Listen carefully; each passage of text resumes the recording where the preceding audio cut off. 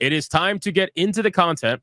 And what we're going to do is we're going to start off with the first video being about the director, because I think it's very interesting. So, but before we get into that, I want to just start off with a little bit of context. So if you guys are unaware as to what South of Midnight is, it is a video game being created by Compulsion Games. Who is Compulsion Games? Well, they are the studio that Alyssa Mercante, Booty Adams, and I think Paris might have went as well. A bunch of people went up to go see this company for a multitude of different reasons. Obviously, it's for PR and all that.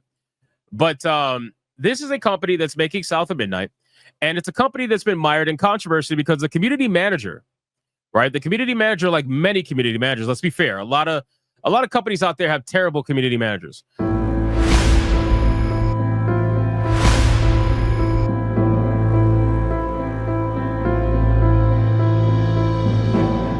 This is one of them, okay?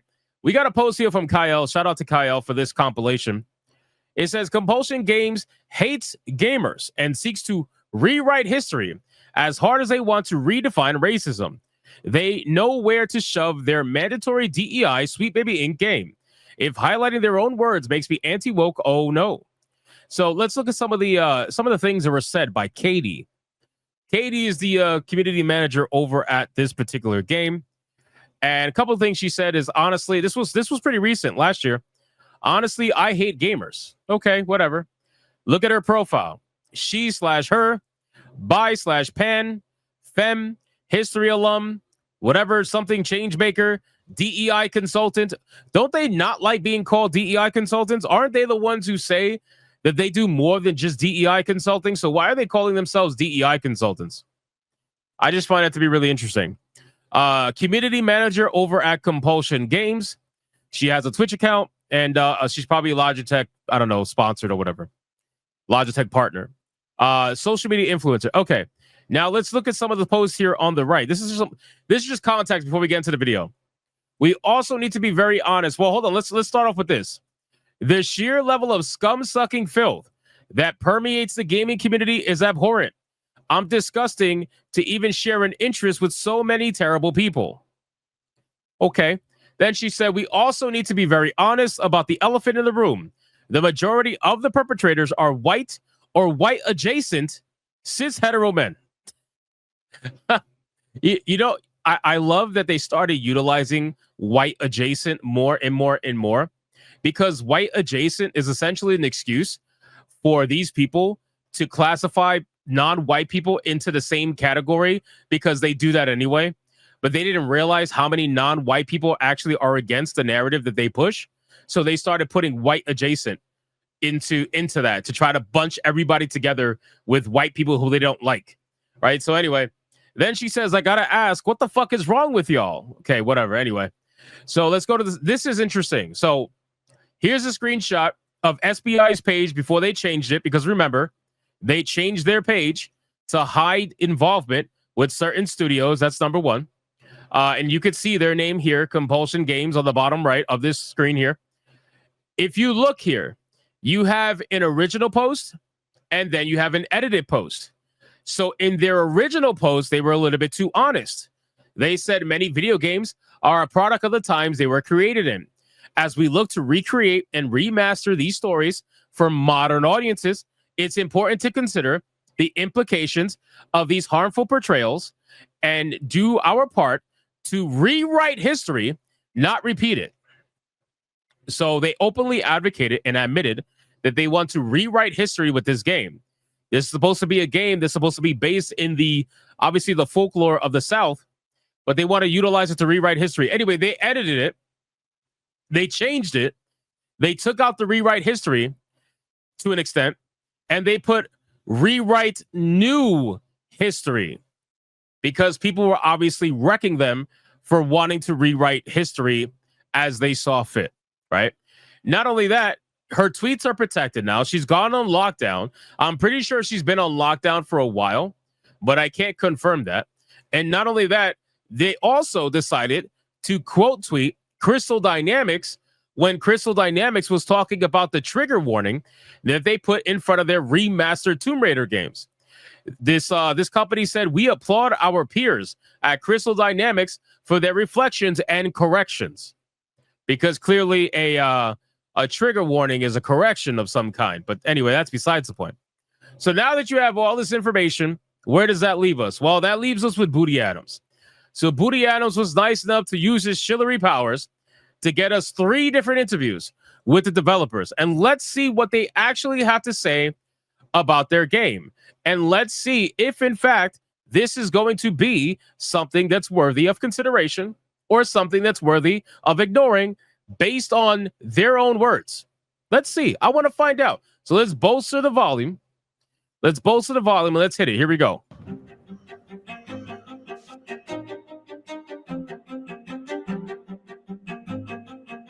What's good, everybody? We are here at Compulsion Games. I'm here in Montreal, and I get the chance to hang out with Jasmin Roy, game director on Saturday Midnight. Jess, what did you say your name was? I saw the wait a second. I saw the name Jasmin Roy, and I thought it was going to be an interview with a woman. Am I wrong in that assumption? What the fuck is like? What did they even say? Bro, what? I don't even know what he said, bro. It is what it is. Anyway, let's continue. Excited to have you here and hanging out with me because we just got a chance to check out the demo of the game, and we got a chance to see a really fantastic part of the documentary that's coming out very soon. First of all, the game looks fantastic. I think the team is really kicking ass and doing really fantastic work. The game looks fantastic. Please just make sure to give me that free review code after we're done with this interview. The game looks fantastic. It's amazing. Lord Doomer says racial grifter. What does that mean?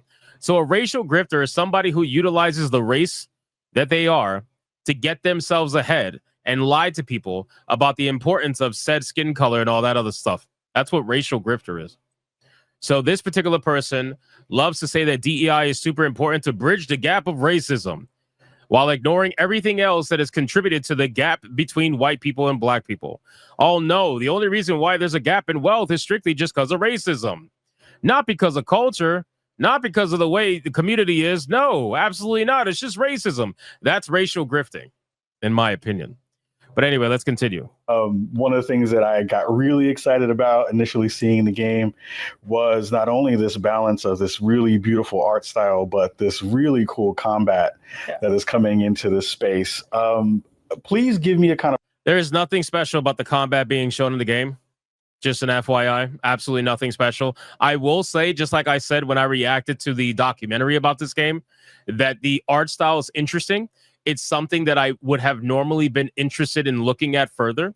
But unfortunately, once we get to the combat and once we get to the stop motion in the gameplay and the way it just feels off, I kind of start to lose interest. And on top of that, too, obviously SBI is involved. So I majorly lose interest at that point. But anyway, let's continue. A rundown, an overview of the game for the folks at home who might not necessarily know. Sure. So Sound of Midnight is we describe it as a third-person narrative-driven action-adventure game where you play as Hazel Flood. And Hazel is in a search for a mother who disappeared during a hurricane. And it's usually... Bro, it's crazy that people would do this much just for a free review code. It would never be me, bro. It would never, ever be me, bro. Absolutely fucking not. Mix of, she gets these weaving powers that allows her to, it grants her magical spells that really confers her abilities to do traversal, manipulating the environment to kind of progress, as well as combat, as you've seen. She's equipped with, all of her equipment is inspired by the traditional art of weaving. So she's got like, some of her tools include like hooks to, weave strands. She's got a distaff on her back and spindles that she can use to kind of manipulate these magical strands. So all the powers are inspired by this, where, she's able to kind of tap into the tapestry that unifies reality. Yeah. Well, at least he's actually talking about the character and not just saying she's a female. It's stunning. It's brave. Buy my game. I felt like that was coming, and I'm sure it is still coming at some point. but at least he actually mentioned some of her abilities and things of that nature. You know what I'm saying? Yeah, I loved the way that kind of came across from a not only artistic perspective. There was some commentary around like lace being a part of that conversation, and some of those elements being connected there. But getting a chance to now see the game in motion, because I remember the first time I got a chance to see it was on. Hey DJ, I see your $100 banger, bro. I'm gonna thank you properly after this segment's over. I just wanted to call you out. I appreciate that, brother. Thank you for that. The initial trailer that we saw in the Xbox showcase, and then getting a chance to see a little bit more of it later. And it was this balance of, we have this really interesting stop motion animation style here with traditional combat and animation here. But there's a lot of different systems that are working within this game that really pull all this together. You talked a little bit about combat, which I think is really important. I want to dig a little bit deeper into that. The enemies are there for multiple reasons. Yeah. And they have, various different kinds of like when I saw this combat initially, when I saw this initially, I thought to myself, like, the stop motion aspect of it, I feel like is just an excuse to allow for a lower frame rate. You know what I mean? It kind of gives them the freedom of being able to say, well, we can't showcase 60 FPS because if we did, it would ruin the stop motion animation. I just feel like it really, because look, people in the chat are already saying, why is the combat so laggy? The combat's not laggy. The thing is that the game itself is lower FPS to account for the stop motion animation. If they do 60 FPS, it's going to make the stop motion look janky. So I really feel like they did this as an excuse to lower the frame rate and to allow themselves just the freedom of not having to worry about hitting a high FPS and maximizing their game engine and whatnot. But that's just my opinion anyway. Enemies are there for multiple reasons. Yeah. And they have, various different kinds of places in the world in which they kind of inhabit, right? Yes. Talk to me a little bit about, not only the kind of... Also keep in mind, I totally forgot. I like to be very transparent with this stuff. We are watching a video through StreamYards. StreamYards is absolutely fucking gay in the sense that when we react to a video, the frame rate that gets distributed to you is about half of what I see on my screen. So if it looks really bad, if it looks at 15 FPS on your screen right now, then it's really 30 FPS on my screen. Not that that makes it better, but I'm just trying to be transparent. It's not the video, it's not the game, it's StreamYards ruining the look. But keep in mind, the FPS is already low, which is why it probably looks even worse on your end. Arena combat focused layer there, but how you're thinking about these different kinds of enemies and entities that wind up being in the world. Yeah, for sure. So as you progress, when am I going to start using OBS? When I stop being gay. There you go. Through the world, you're going to see this kind of like these supernatural elements in the environment that we call stigma. And stigma reflects the what happens when something terrible happens to a person or a creature. Yeah. It kind of takes all the same strands that Hazel is manipulating. It corrupts them a little bit, and they all that negative energy kind of forms the stigma around there.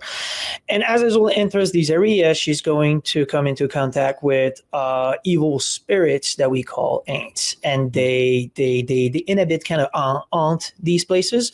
And they appear, and this is usually when the combat's going to happen, where you're going to need to defeat them in order to be able to progress. So Hazel, as a weaver, is able to unravel this stigma, unravel these corrupted strands to mend the world back together, and she can do the same on the aints. All of this is based on, the aints and some of these elements based on Southern folklore that we inspired ourselves to kind of create this fantasy around it. And yeah, this is pretty much a rundown of it. And as you explore, you're going to be you're going to be kind of mending all these areas. Another thing that I could mention on it is, shout out to Cassie. I see Cole Classic Cage in the chat. How you doing, Cassie? Welcome to the stream. Is that stigma is also directly tied to what we call the mythical creatures. These are giant creatures that are tied to a specific region. The creatures themselves have been afflicted by a deep personal story. They used to be necessarily they used to be like maybe a normal creature. You know what's sad? So most of the time where I see developers start to go this in depth and explain certain things like this. And they kind of hype it up, which is fine. I mean, that's what you're supposed to do. You're supposed to hype it up. And at least, like I said, he's talking about the character itself so far. 9 times out of 10, it ends up being nothing like what they described. 9 times out of 10, it ends up being something where it's in fact way more boring than it actually is. And I think it's because they like the ideas that they have, but they don't really know how to bring them to life most of the time. Again, could be wrong about this particular game. I'm just saying that's normally how it goes, and it's unfortunate. And then they transform due to the events that kind of affected them, right? Yeah. And as you progress through the region, you're going to slowly unravel all the stigma, which is going to reveal to Hazel some visions of the past. And the more you collect, the more you're going to be able to understand how to heal the creature itself, to kind of just to help them. To help them heal the process. All of the stories of the creatures are tied to themes of loss and trauma. Yeah. We wanted to touch on these kind of like Southern Gothic stories. Like the past coming back to. Bro, this man is so uninteresting. He's like, yeah. Bro, come on, man. This man is smiling like he just saw some sugar on a fucking stick, bro. Get out of here. To kind of affect the present. Yeah. You ever do that to someone when you're having a conversation with someone and you're not interested in what they're saying at all, but you want to pretend like you're listening? So you start going like, yeah, no, totally. That. Oh, wait. The this is the best one. When they hit you with the following, you know you fucked up. When they're like, that's crazy. If they hit you with that's crazy, bro, they're not listening to you. They're not listening. If they go, yeah, that's crazy. Yeah, that's crazy. Yeah, they're not listening at all. And the creature themselves are sometimes people, sometimes animals. Like they vary. They vary all. And we can't wait for you guys to kind of discover all of them. These kind of Yeah, maybe we got a chance to see one in particular. You want to talk a little bit about that? Then we got a chance to see in the demo. So in the demo right now is Two-Toed Tom that we've shown at the showcase earlier in the year, and Two-Toed Tom's the giant albino alligator. I can't reveal too much about what happened to him, but he used to be a very small alligator, and he's slowly put on some weight. Slowly. Put on some weight, huh? Maybe he had a little bit too much sugar.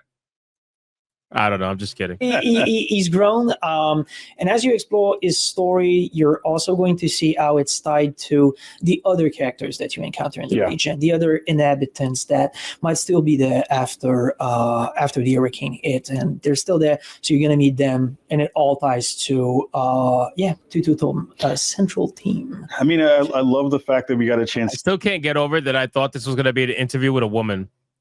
I was getting ready to be like, all right, Booty Adams is about to interview the female lead director. Her name is Jasmine Roy. And then the video boots up and it's some guy I can halfway understand. And he calls his name Jasmine. Bro, he says it so fast.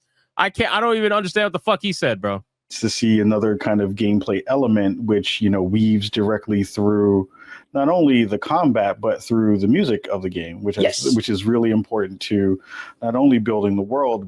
Tiger King said, I just noticed he has red glasses. That's extra. Oh, yeah. Booty Adams likes to color match his glasses. So if he wears a purple shirt, he wears purple glasses. If he wears a red shirt, red glasses, pink shirt, pink glasses. He's got a lot of glasses. Shilling ain't easy. You got to be color coordinated. But really kind of giving you this extra layer of excitement that goes through these boss battles with their own very specific themes, which is a thing that we got a chance to see today. So what's important to understand about mythical creatures that they're not just boss fights. Yeah. Okay, we got a ton of different mythical creature, but they all have a musical theme. And each mythical creature that crosses Hazel's journey is going to have the same type of personal story that is also reflected in the lyrics of the songs. So the various songs are all very orchestrated, and we took a specific kit to tie them up to gameplay actions. We wanted to build these sequences that were interactive with the gameplay, where as you progress through an encounter, whether it's a boss fight per se, or a traversal encounter, or something more narrative driven, that the music would slowly build up with all of these encounters, kind of adding layers as players progress. So the music then just ramps up as you get to further phases of a boss fight, kind of similar to other bosses that have multiple phases. Is that what I'm understanding? I guess. Vilkin asked the interesting question. How do people unironically watch these interviews? They're so boring. Well, here's the thing. So I care about gaming a lot. So I want to hear everything, right? The good, the bad, the ugly, and the boring. Not saying you don't. I'm just saying in general. I like to hear about everything.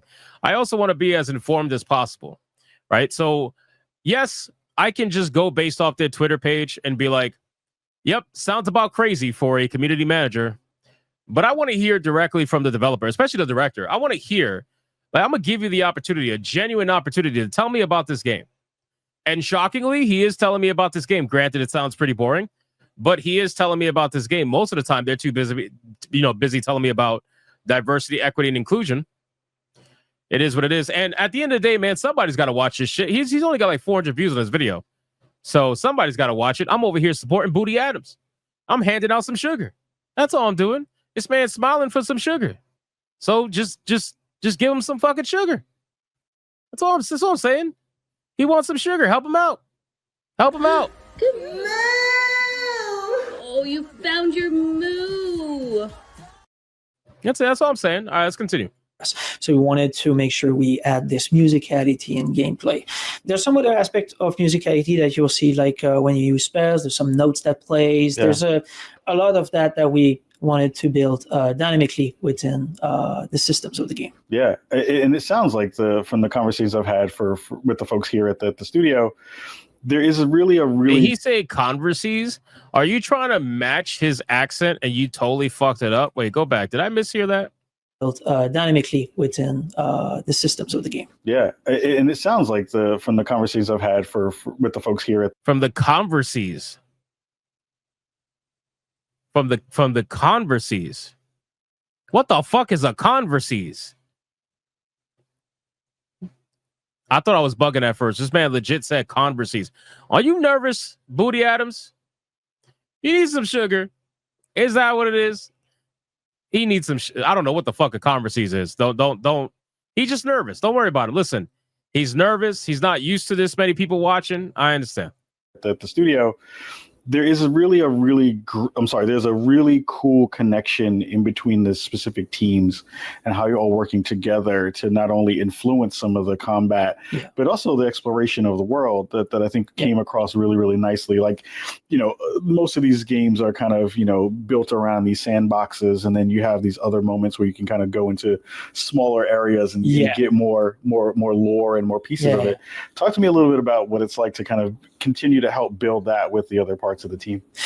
So one of the best things about this game is really the team, and everybody on the team really participated. We're an active participant in all of this. So when we looked at exploration for the world, we were really looking into how can we enrich each section. How can we enrich all of that? So the narrative team went on, provided all tons of readables to find all tons of embedded narrative that the art team built on the level design team. They went on and they added all these nooks and crannies, all these alternate paths that you can find so that you could, collect currencies, upgrade Hazel. And we really wanted the exploration to feel rewarding for players. Yeah. So there is, it does lead into upgrading Hazel overall, but also finding collectibles, finding embedded narrative, world narrative, and being able to discover a little bit more about the world of Midnight and the universe that we're building. Yeah, and it feels like, connected to that conversation too, around like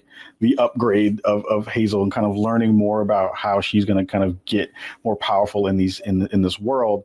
It feels like that's also tied to her being a character who is finding herself, right? Yes. Learning more about, she's not a superhero. She's a teenager in this space who's learning what it's like to be in this world that she is also finding more about her own self and the powers that she has. games. What has it been like to kind of build these systems for this game in terms of, how are you thinking about combat? How are you thinking about traversal? How are you thinking about, making sure that the player is really routed to the spaces that you want to see those really beautiful corners, right? How do you kind of guide the? I mean, I'm fairly certain this game's going to be pretty linear. From what I understand, I don't know if it's going to be one of those fake open world games where they try to showcase, I don't know, kind of like Dragon Age the Veilguard, where it's completely linear, but it's a map that has like 5 different endpoints. And if you go to those endpoints, you find a chest or something like that. You know what I mean? Or they might use like verticality, different levels of verticality to showcase different things you can find. I really don't know. But ultimately, every single piece of gameplay that I've seen about this game looks very linear for the most part. And looks like you're going to be pretty much on rails. So I guess we'll see.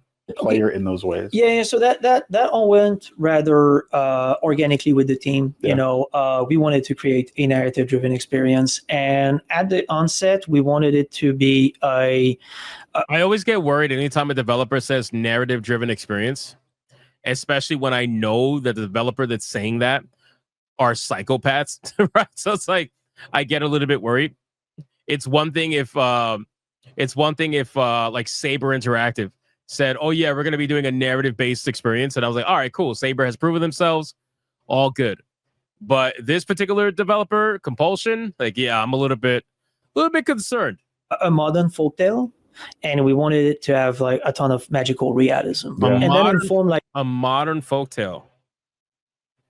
That's interesting. A modern folktale. 3 ways we decided to build a game. First one was the world. We knew it was going to be set in the American South. We knew it was going to be a bit of a cranked up version of it, and inspired by it. But that really informed the type of environment we would explore, because we knew that it would be like multiple biomes and multiple regions, and how can we create game systems that are going to apply both for like flat ground to a very vertical areas. As we know, the South is quite diversified in its type of environment you can see, and so that informed the traversal, and that also informed a little bit of the powers we wanted to have. So the first bit was really building the world. The second one was the weaving powers. We wanted a way for players to be able to interact with the fantasy element of the setting, right? We wanted players to be like, oh, it's a modern he's not he's not listening, bro. I'm sorry. He's like, he's like, I just got to get through 3 interviews and I got my free review code. That's all I care about, and my swag bag. That's it. That's all I care about. It's magical realism. So how can we have Azo kind of like interact with it, right? So that's where, bro, his facial animation is just weird, bro. The spindles came in and the different spells. And then the last but not least was the mythical creature. Wanted them to be centerpiece. So we wanted them to be, and we had to deal with like their different sizes because they're not all the same size. So, and wanted them to I'll have say one thing though, I'm glad he can maintain eye contact, because unfortunately too many men these days are too bitch made to actually maintain eye contact when having a conversation. Every time I see interviews, I see people looking up all over the fucking place. This dude on the right is doing exactly that. He's looking everywhere except for the person's eyes. And it's like, at least he's maintaining eye contact. I'll give him that. Shout out to Sugar Bear. It's all that sugar. That's what it is. That sugar got you locked on. Like, their own exotic sequence. So those were really the 3 main elements we focused on the design side to really nail, a unique journey. So it was all a journey. So how do we guide players through the environment to more precisely answer your question? Yes. We use a couple of different techniques with our camera, but also mostly our composition. Maybe, man, he caught, look, damn, I feel like he's looking at me, bro. Yo, relax. We locked eyes for a second right now at this pause frame. Shit. Look at this guy. He's like, I see you reacted to this shit, Hypnotic. I see you reacted to my video, motherfucker. I see you, some bitch. I see you. You better give me some sugar after this and like my video at least, motherfucker. Holy shit. Where's my fucking Law and Order sound? This is perfect. The moment he looked at the screen and locked eyes, it was like scary. This man coming for the sugar. It's amazing. Composition was really done to make sure that we can orient players as we move along so that they would get the best shot, they would get the best thing, they would get the best reveal. That's the thing, we had so many reveals, that's where we added some of that exploration in so that you'd go and see. What the fuck was that? That ain't no real laugh, bro. Go back, sugar. Come on, bro. Booty Adams, that ain't real, bro. Come on, that ain't real, bro. You like, man, move along so that they would get the what was shot, this? they would get the best thing, they would get the best reveal. That's the thing, we had so many reveals, that's where we added some of that exploration in so that you'd go and see. Bro, that's the thing, we had so many reveals, that's where we added some of that exploration. Bro, what is this? What is this, bro?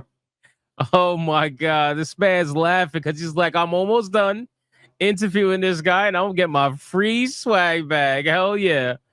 I just gotta fucking keep up appearances for just another 10 minutes or so and we good. And so that you'd go and see vistas from different angles and be able there you go. Wow. I still want to know what was so funny about that statement, but whatever. Anyway, yeah, so I've always said the environments in this game look interesting. I think they look pretty good, to be honest with you. I saw some more clips of gameplay for environment, and it looks really good. But the fucking characters look terrible. And it's not just the main character, too. If you look at some of the other characters in the game, they look awful. And I think it's because, again, they're going for this stop motion animation, so they feel like they got to go for this certain style of character, and they just don't pull it off well. I think they're pretty damn ugly.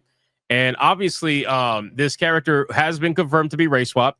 It was supposed to be a white female character, and then at some point in development, they brought in Sweet Baby Ink, and it was turned into a black female character.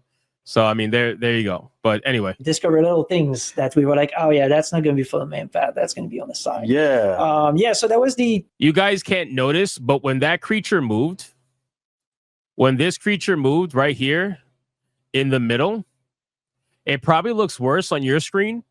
But this thing on my screen was moving at like 5 FPS, 10 FPS. Like you can see the stop animation from a mile away. And it's jarring. I'm not going to lie to you. It's jarring, especially when you're used to playing games at a certain level of FPS. And I think they're going to over rely on it. They're going to over rely on the stop motion animation to save them from something that would otherwise be laughed at or be criticized. They're going to be like, oh, well, it's supposed to be like that. It's stop animation. It's supposed to be laggy. It's stop animation. They're going to use the stop animation for an excuse for damn near everything. It's just my opinion. It's a crutch. Exactly. White, you said it perfectly. It's a crutch. I think they're going to use it as a crutch for a lot of the issues that might arise for this game. But I mean, we'll see, I guess. That's going to be on the side. Yeah. Yeah. So that was really how we went along, creating all of that composition first, all of these narrative beats first, and then adding on the side the other elements that we could see. And then people started building and layering and building and layering. So we did a couple of revisions here and there to kind of optimize things, but that's really how the whole game was built. It's very important to, for us, that the journey it led into a mechanic, that led into a cinematic, that led into a vista, and that rhythm that would go along with the experience was to us very important. So big team effort, really. No, that's great. I love that because it's one of those conversations around, like, again, how do you guide the player, but also give them space to kind of find those paths and find the other layers of gameplay that you really want to dig into. Yeah. One of the things I love asking CDs on their projects is, I know everyone has a baby a little bit. Yeah. And, everyone is like, oh, this thing that we really got a chance to, that was really hard, that we really knocked out of the park. We got a chance to. Yes, Rolling Dodge. This is the game where they race swap the main character. Yes.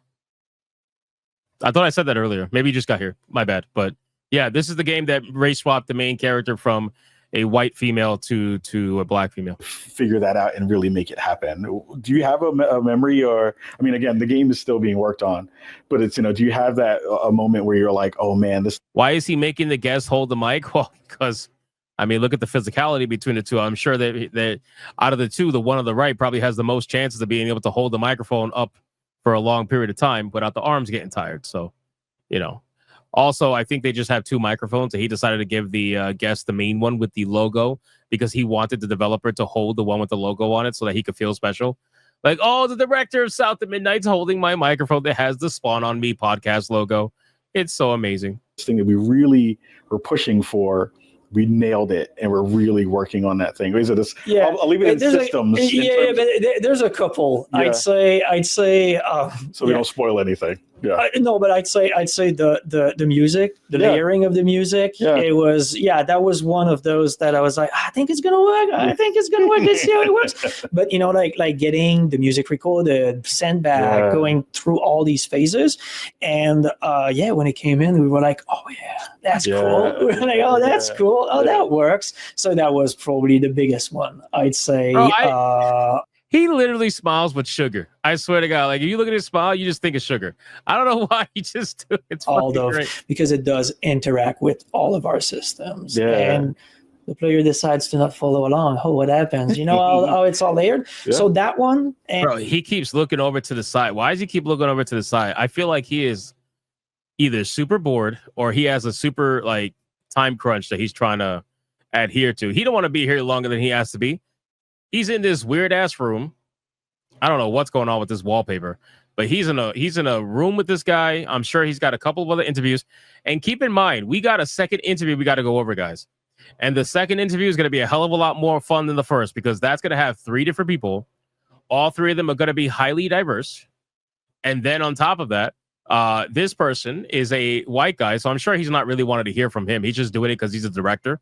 So I guess we'll see. Here we go. And the other thing, some of the magical transitions that you saw, going back to the vision of the past, the seamless transition. That was another one that we were like, oh. I mean, and that hits really, really well for the ability for Hazel to really, help those entities kind of figure out their trauma, right? Which I really want to dig into that really quick. I think, it's difficult to build a gameplay system around a feeling, right? Yeah. And empathy is a big part of this game.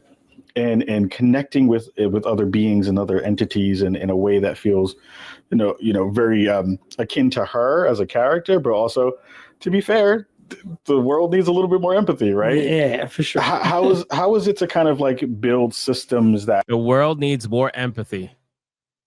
I like how he snuck that one in there. The world, this is coming from the man that calls people he ideologically disagrees with bigots, racists, homophobes, sexists, all kinds of words, right? He calls them all kinds of words, and this is the man who's trying to tell people, oh yeah, the world needs more empathy. Bro, shut the fuck up, Sugar. Shut up, Sugar. Stop it, bro. You're one of the last people to be telling anybody about what the world needs. That's like me running around saying the world needs more empathy. Yeah, I'll be the last person to fucking say that, bro. You are the same exact way. You guys should not be the ones saying something like that. Kind of showcase that emotional relationship. Well, that was really fun for us to do because we had so many people involved in doing it, right? Because we had the system part, but then we also had like the scene itself. How is it going to come in? How does the player goes in? How does the camera move? And then how do you get back out of it? So system-wise, it was super interesting. Rather complex in terms of grabbing everybody together to kind of build it. But yeah, for us, it was really like the central theme that we kept coming back to try to build each component of what you've seen so that it would focus on these key moments, right? Because it is built within. Bro, these are loaded fucking questions that are answered by fluff answers. That's literally what's happening here. I felt like I learned very little in this 16 minutes that I'm watching this interview, where we have questions that are super open-ended and vague, and we have answers that are super fluff that mean absolutely fucking nothing. It's incredible to watch these two dance around each other and try to provide what is supposed to be 16 to 18 minutes of content when really it's just fluff. That's all it is, just fluff. That's it. It's absolutely insane. Here's what I'm going to do. I'm going to skip the rest of this because it seems completely useless, and I want to talk about this particular interview. I'll showcase it to you really quick before we catch up. We're going to catch up on Super Chats first. But this is the interview I really want to see because I feel like it's going to be good. I don't know why. Something tells me I feel like it's going to be really good. It says, meet the cast of South at Midnight, exclusive Xbox interview. It's a little shorter than the first one. But I kind of want to see this one because look how he's smiling. This motherfucker happy as shit. He's like, I want all the sugar. So I want to see this one in particular. But I guess we could end the director one here because the director one is just ridiculous. At this point, they're going in fucking circles and saying absolutely nothing.